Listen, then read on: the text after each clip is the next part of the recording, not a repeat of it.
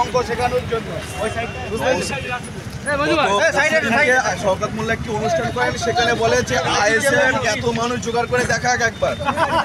আজকে যে এই যে মানুষ এত কোথায় ছিল, এত মানুষ কোথায়, গাড়ির নাম্বারগুলো দেখো আর গাড়ির লেখাগুলো দেখো।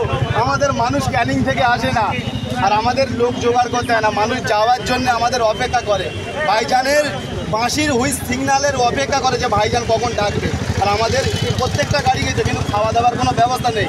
আমাদের মানুষ আনতে গেলে খাওয়া দাওয়ার কোনো প্রয়োজন হয় না ভাই। সবাই যার নিজের গাড়ির টাকা দিয়ে, নিজের পয়সা দিয়ে খাবে, নিজে গাড়ি করে এইভাবে মানুষ যাচ্ছে।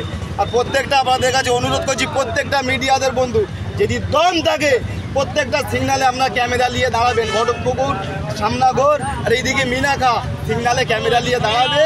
যদি এরকম দেখাতে পারে তা বল দেবো যে ভাঙড়ে ঢুকে দেখাবে। দিদি বলতে একটা কথা, শাসক দল বারবারই বলছেন যে এই ভাঙড়ে আইএসএফ আস্তে আস্তে মুছে দিচ্ছেন এবং শেকড় উপড়ে দিচ্ছেন, এমনটা কিন্তু বারবারই বলছেন শাসক দলের বিধায়ক শওকত মোল্লা। ওনার জেনে রাখা দরকার, আমরা চাচারে বাপ বলি, বাপেরে বাপ বলি। এখানে যারা আছে ওরা চাচারে বাপ বলে, আমরা বাপেরে বাপ বলি। ওই জন্য চাচার জোর এখানে কাটবে না, বাপ বাপই হয়। 26-এ দেখিয়ে তো বাপ বাপ।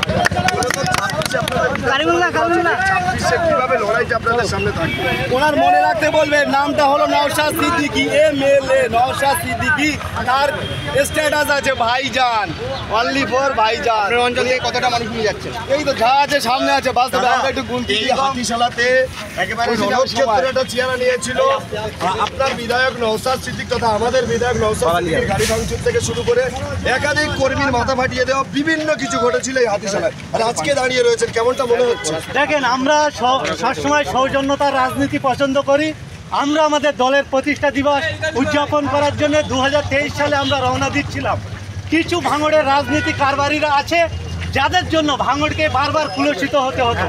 আমরা সেই 2023 সালে যে ঝামেলা করেছিল, যে বদনাম করেছিল, আমরা প্রথম আজকের আমাদের সেই হাতিশালায় আমরা দাঁড়িয়ে আছি, যেখানে আমরা পতাকা উত্তোলন করে টোটাল বাংলার মধ্যে একটা শান্তির বার্তা দিয়ে আমরা গাড়িগুলো রওনা দিচ্ছি। মূলত এই ভাঙড়ে যিনি এই মুহূর্তে পর্যবেক্ষক রয়েছেন, মানে অবজারভার এবং ক্যানিং পূর্বের বিধায়ক, তিনি বারবার দাবি করছেন ভাঙড় থেকে আইএসএফকে শেকড় উপড়ে ফেলার হুমকি দিচ্ছেন।